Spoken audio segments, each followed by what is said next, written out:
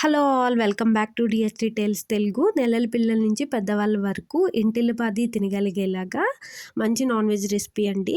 Chicken keema recipe చాలా సింపుల్గా 20 మినిట్స్లో చేసుకోవచ్చండి. దీనికోసం స్టవ్ మీద కడాయి పెట్టుకొని 2 టేబుల్ స్పూన్ల వరకు ఆయిల్ వేసుకొని పెద్ద సైజ్ ఆనియన్స్ 2 సన్నగా తరుక్కొని వేసుకోండి. అలాగే 2 పచ్చిమిర్చి కూడా పొడవుగా చీరుకొని వేసుకోండి.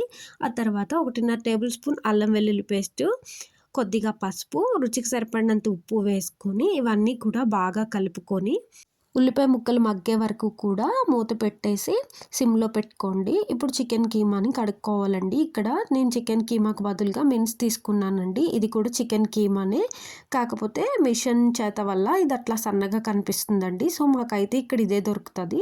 సో దీనికి ఒక పైన లేయర్ లాంటి కవర్ ఉంటుంది. నేను అది రిమూవ్ చేసేసి చన్నీళ్ళతో వాష్ చేస్తున్నానండి. ఎప్పుడైనా చికెన్ని మీరు వేడి నీటితో వాష్ చేయకండి. చన్నీళ్ళతో కొంచెం పసుపు ఉప్పు వేసి 2-3 సార్లు బాగా వాష్ చేసుకోండి. ఇప్పుడు మన ఉల్లిపాయలు అయితే చక్కగా మగ్గిపోయాయండి. మనం ఇప్పుడు బాగా కడుక్కున్నటువంటి చికెన్ కీమాని పాన్లోకి యాడ్ చేసేసేయండి. యాడ్ చేసేసి కదపకుండా మూత పెట్టేసి 5 మినిట్స్ హై ఫ్లేమ్లో వదిలేసేయండి. అది కొంచెం కలర్ చేంజ్ అయ్యాక అప్పుడు టర్న్ చేసుకోండి. ఎందుకంటే కీమా అనేది చాలా మెత్తగా సాఫ్ట్గా ఉంటుంది కాబట్టి మనం వేసిన వెంటనే కలిపేస్తే కనుక అది ముక్కలా అయిపోయి నుజ్జులా అయిపోతుందండి. మొత్తం అంతా ఈవెన్గా స్ప్రెడ్ చేసుకున్నాక 2-3 టేబుల్ స్పూన్ల కారం అయితే యాడ్ చేసుకోండి మీ స్పైస్కి తగ్గట్టు. ఇదైతే హోమ్ మేడ్ కారం అండి. నాకు 2 టేబుల్ స్పూన్ కారం అయితే ఎగ్జాక్ట్గా సరిపోతుంది.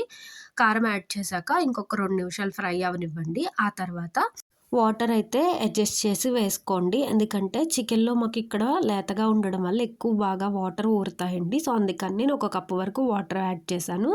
మీకు చికెన్ కొంచెం గట్టిగా ఉన్నట్లయితే కనుక దాని ప్రకారం వాటర్ అయితే 1 కప్పు నుంచి 2 కప్పుల వరకు యాడ్ చేసుకోండి.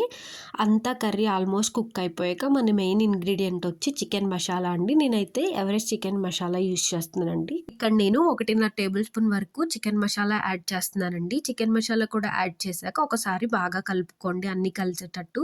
ఈ స్టేజ్లో కొద్దిగా ఇలా వాటర్ ఉన్నప్పుడే ఉప్పు కారం ఏమన్నా సరిపోకపోతే అడ్జస్ట్ చేసుకొని లాస్ట్లో కొద్దిగా కొత్తిమీర కూడా వేసుకొని మొత్తం ఒకసారి బాగా కలుపుకొని వాటర్ అంతా ఇంకిపోయాక స్టవ్ ఆఫ్ చేసి సర్వ్ చేసుకోండి. ఇది రైస్లోకైనా రోటీలోకైనా బిర్యానీలోకి సైడ్ డిష్లోకైనా చాలా బాగుంటుందండి. తప్పకుండా ట్రై చేయండి.